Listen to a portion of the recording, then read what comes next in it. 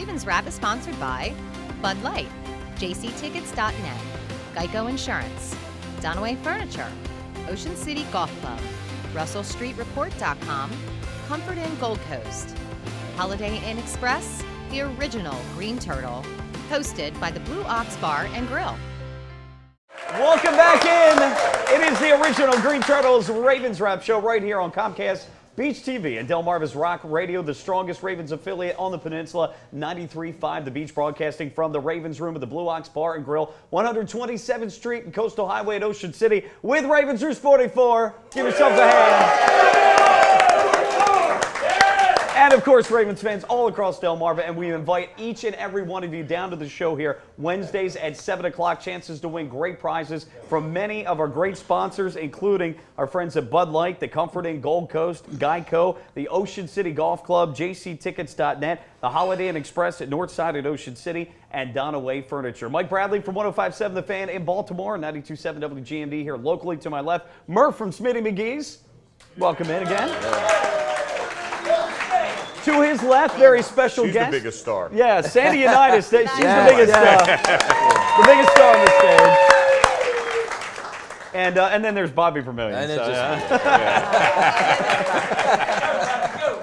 Oh, good stuff. Hey, real quickly, we're recapping the 30-9 win over the Houston Texans. Murph, you had an interesting comment concerning two of the new receivers that we picked up, both of whom had over 40 catches last year for the respective teams. And I think week 6, 7, 8, once they get more immersed in the playbook, they're going to make bigger impacts on the offense. There was a thing that with players over 40 catches last year and drop balls, Brandon Stokely was number one. He had one drop pass over 40 catches.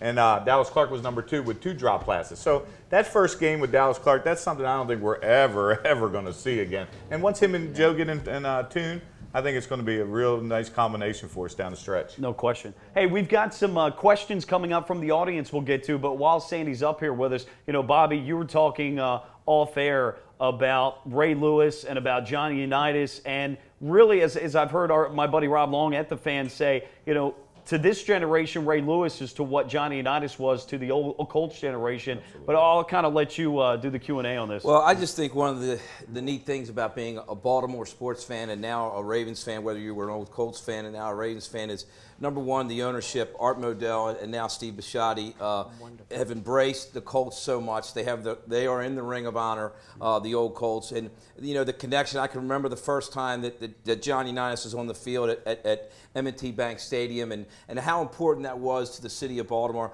We know just from Steve Bisciotti being here, we know how he felt about your husband and how much love he had for him. He has a picture of him when he was a kid getting an autograph from John.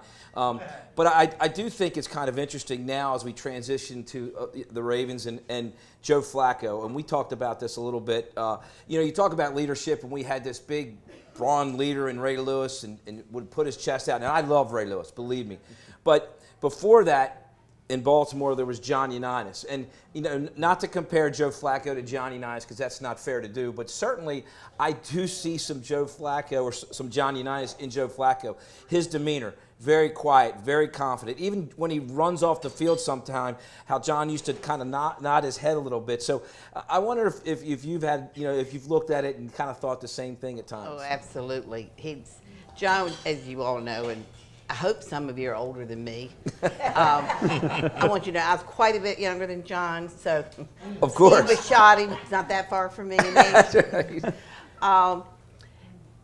John was he did his job, walked off the field, sometimes before the ball was even caught. And people would say, what were you thinking? He said, I did my job, then he should do his. But if you didn't do your job, and sometimes even at home or with the children, all he had to do was, that nose grew a little bit longer. Like Steve said, that glare. Ooh, that glare from his eye. We all ran in different directions. But I think Ray and John, you have to respect both of them.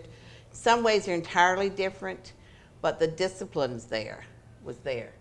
And I love Flacco, that he's there to do his job. He doesn't get upset. He handles himself very well. And with John, I know I would never know if he won or lost after a game. He would come out. last one, but he came out, and you never knew. It was, okay, how are you, how's the band, this sort of thing. So I like Flacco. And Well, I one think- day at M&T Bank Stadium, just next to John's statue, they say now they're going to be Ray's statue, and I think that's going to be a great thing for Ravens fans. It's one of the great things when you see visiting teams' fans come to M&T Bank Stadium when they go down Ravens Walk and they see all the Ravens fans touching John's toe. And they take all the pictures. That's the spot that everybody has to go and take a picture of. And it's just a great feeling. And now I think sooner or later Ray will join him, maybe next year they were talking about. But, you know, you couldn't ask for two better leaders, and as you talked about, in two very different ways.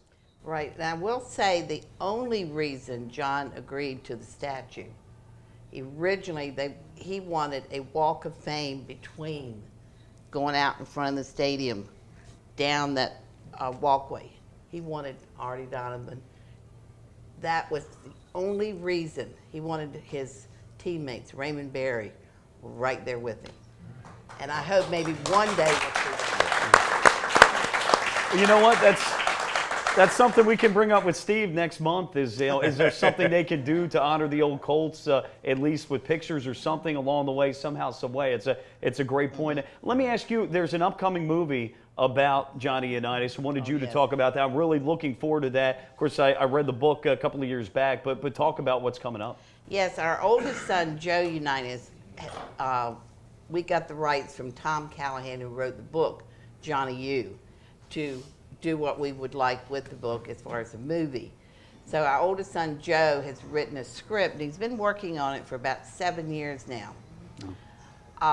There's a website, it's Facebook, but if you go onto Facebook, it's Johnny Unitas, let's see, Joe just told me, Unitas We Stand, yeah. and then you go under the fan. They're trying to raise money. Tomorrow they're launching a real large pitch for raising money, and it's going to be very interesting. You can support it with $5, $10, $1 million, whatever. But there's all different incentives, things that you can receive for donating, and it should be it's a whole different concept. But we're trying to raise that money to put this movie out there. And John, just because not because he's my husband, but he deserves it. He really does. Yes, he No does. question. Well, and I think for a generation that doesn't know a whole lot about Johnny Unitas, that's so important for them to see. And the book was outstanding. I enjoyed it. I got it as a Christmas gift, and that's one of the best gifts I could have received. And coming from very humble roots, and he never Very lost humble. that. Never lost that. Never So. lost it. And Yep. It's interesting. Our daughter, Paige, who's not married, she's 31, she's just met someone who's a very nice guy. And he said the first thing he did was run out and get that book so he could find out, which reminded me of when I first met John. I went to the library and checked books out because I didn't know who John was. And I had to read up real fast. And then he told me 99% what was in the books back then was not true. So, So you had to find out for yourself. Hey, so you stuck around. That's a good thing. I like that. Tom Callahan did a wonderful job. He really, and John would have been very proud of it. Our family, Joey, Chad, and Paige, and I participated in that book, and it's well worth it. That's neat. Good stuff. Well worth it. So we're looking forward to that movie coming out. It'll be a good Absolutely. one. Absolutely.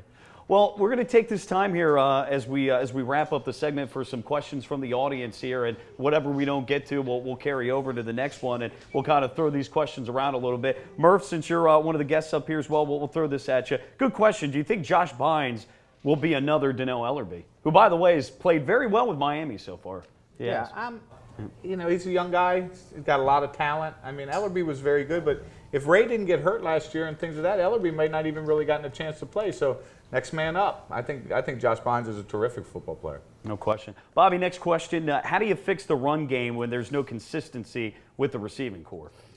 Well, I think it's the offensive line struggling a little bit right now. I mean, the one good thing about the offensive line has nothing to do with the run game, but they're protecting Joe pretty well. So that's a good thing. I think it's going to take a little more time. McKinney is not the best run blocker, and then we got you got that right. Right, and the new center. We have a new center this year, so it's going to take time for I think the offensive line to gel. We got two really good guards in Osemele and Yanda, and Michael Ward does a good job at right tackle. But I think it's going to take a little time. Obviously with Ray Rice being down last week, that didn't help. But really, in the first two games, we didn't run the ball very well either. So although we did play against a couple good fronts, and that's always a factor.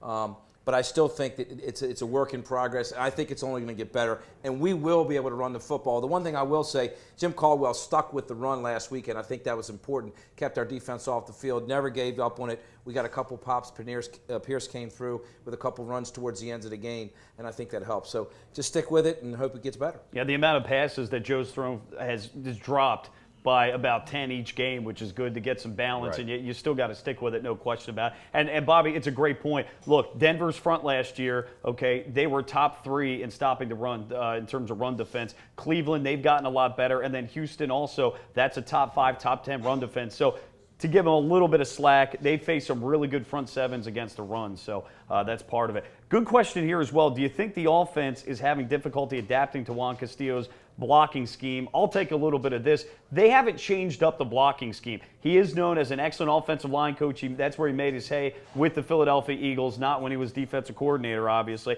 They haven't changed it up, but part of it is McKinney's not a very good run blocker. Orr's fairly good, but he could be more consistent. You got a new center, so it's a lot of that.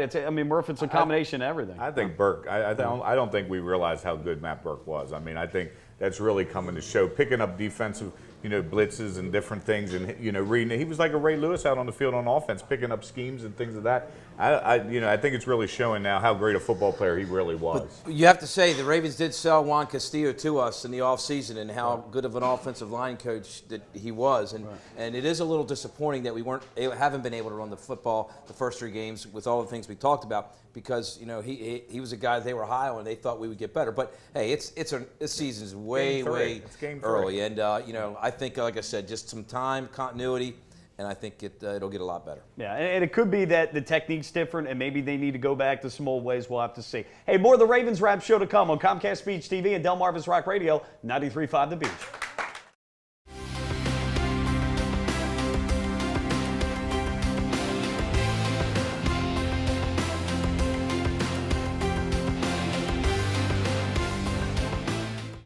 In April 1959, Art Wall won the Masters, edging out Carey Middlecoff and Arnold Palmer by finishing birdie, birdie, birdie, par birdie. 1 month later, Ocean City Golf Club celebrated the opening of their first 18 holes. That course has been transformed now into one of the most scenic golf layouts on the East Coast. Come experience 36 of the most beautiful and challenging holes you'll find anywhere.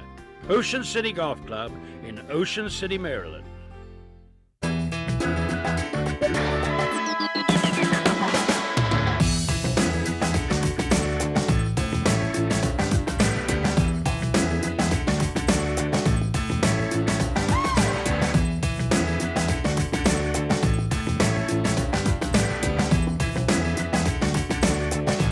Come see us at Blue Off.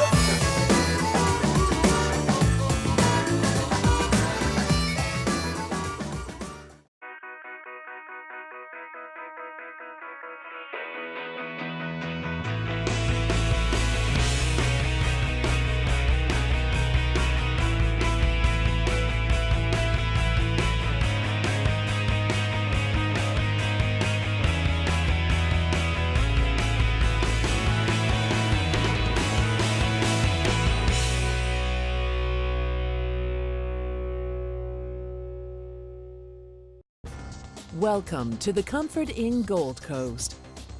Conveniently located just 1 block from the beach and adjacent to shopping at the Gold Coast Mall and the movie theater. Newly renovated and open year-round with a marvelous bayfront view.